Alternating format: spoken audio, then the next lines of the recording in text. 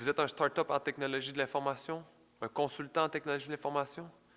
CGI vous sous-traite chez Bombardier, on vous demande de vous incorporer. Nous sommes spécialisés dans ce type de situation pour les entrepreneurs d'informatique. L'enjeu est simple. Pourquoi on vous demande de vous incorporer? Ils veulent éviter d'avoir des problèmes et des obligations en tant qu'employeur.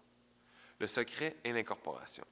Cependant, si vous êtes dans une situation où vous avez seulement un client, des horaires fixes, un superviseur, on vous fournit du matériel de travail, ainsi que d'autres critères, il se peut que votre situation ne soit pas celle d'un entrepreneur incorporé, mais plutôt celle d'un employé incorporé.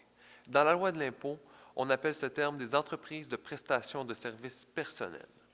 Le problème avec ces situations au niveau fiscal est que vous avez le droit à aucune dépense dans la corporation, sauf celle d'un salaire.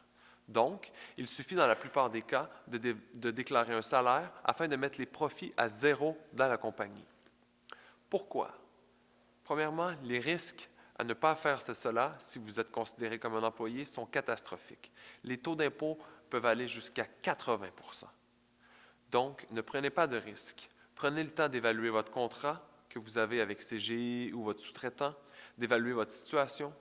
Il n'y a pas de recette magique. Vous pouvez vous dire « Ah, j'ai 2 clients. » Non, ce n'est pas assez. Il suffit de prendre les 4 ou 5 critères du Code civil et en faire une analyse exhaustive afin de savoir si vous êtes employé ou vous êtes considéré comme une entreprise.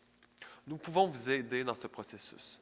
Faites confiance aux experts fiscalistes de tdoing.ca afin de vous conseiller et de vous aider dans la préparation de déclaration de votre société.